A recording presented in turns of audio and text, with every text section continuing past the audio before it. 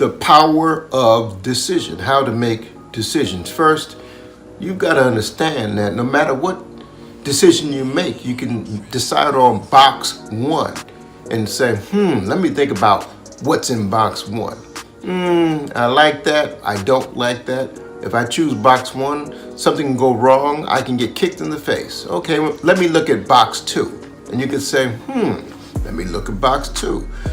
This can go right, but this can go wrong. I can get kicked in the face. You got to understand that no matter what choice you make, no matter which road you decide on, it can go wrong. But you got to accept that too many people go through life not able to make a decision because they're just looking at what can go wrong. But what I tell people, any decision can go wrong. You got to just accept that. The unknown can happen. Things can blow up in your face. But what you really got to do is you got to access if there's a way of you living with whatever decision that you make. Assess whatever you can get from that decision.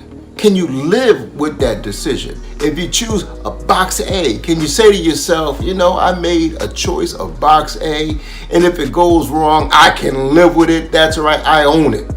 If I choose box B, I'm going to go with it because I made the decision. It's the right thing for me. It can go wrong. I can get kicked in the face, but no matter what, I'm going to own it. I'm going to stick it through. Understand, again, there is no perfect decision. You got to make what they call a cost-benefit analysis. If it usually comes out when you balance the two of the cost-benefit analysis, if it comes out that, this is going to cost me that, this is going to cost me this rather, and say, but if I put this out, the benefit can be tremendous. But if you find the opposite, that it may cost so much to you that is not worth the benefit, then I think your decision is always made. But start with, there's no perfect answer. There's no perfect decision. Now, once you make a decision, base it on facts, but trust whatever facts you read or whatever advice you seek out. You seek out and get advice from other people, whatever it is. I don't care if it's your professor, your mother, your father, your grandma, your grandpa, your auntie, your uncle, a trusted friend, a trusted mentor.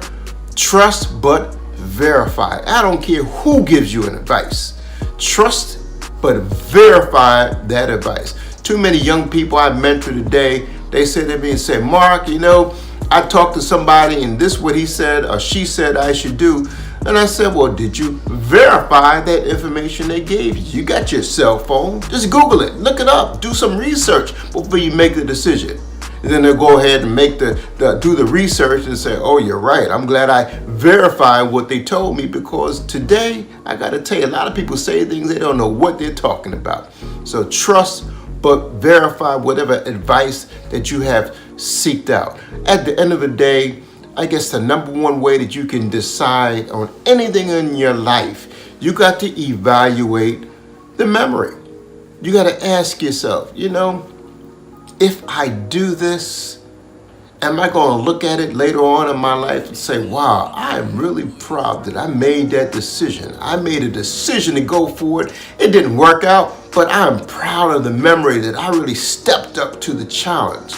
You got to evaluate that. For example, if you live your whole life and you might be on your deathbed one day, because whether we like it or not, all of us one day, hopefully later than sooner, are going to be on our deathbeds. I want you to be able to say, on deathbed rather, I want you to be able to say to yourself, on your deathbed, that was a good memory. I went for it and did it. Or I went for it and didn't do it. But the memory was worth it to be able to say, I did it. So you have no regrets once it's all over. So you have no regrets at all in life. That's how you make your decisions.